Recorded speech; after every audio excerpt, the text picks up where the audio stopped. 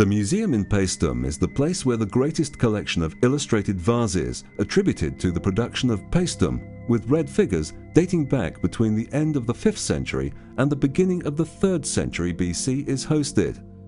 In this panorama, the amphora of the painter of Aphrodite consists one of the most beautiful examples of a pictorial representation of luxuriant vegetation in plastic output,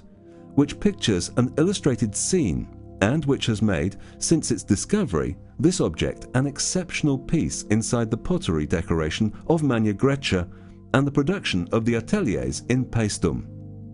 This vase comes from a female grave with a coffin, exactly the number 13 in the necropolis of Lucinella in Paestum. The vases which made up the grave goods were 11, and of these, all the illustrated ones, with the exception of the lacane and the plate with fishes, belonged to the same workshop that Greco identified and Trendle named. The choice relapsed on the figure which personalized the main scenes of the most important vases of the grave goods,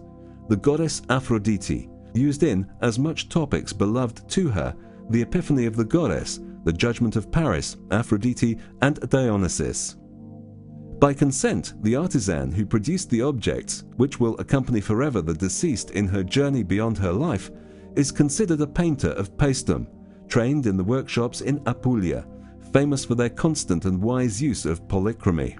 During this period, vegetal decoration becomes real three-dimensional bouquet with bright leaves and flowers increasing on the vase surface in hundreds of samples.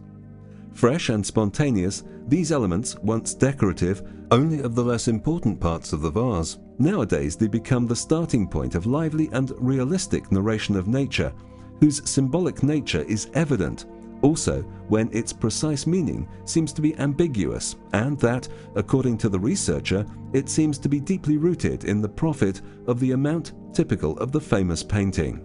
The wide space handicraft saves for these patterns is due to the will to describe nature. Ribbons, tendrils, and twisted vegetable elements, which become a frame of the group in flight, are almost the amphora,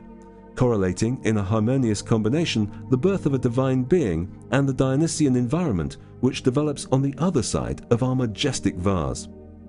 As it will be observed in the vases exhibited in the museum, Aphrodite and Dionysus, flower deities, often identify the continuous motion represented by the new blossoming, by the continuous return to life.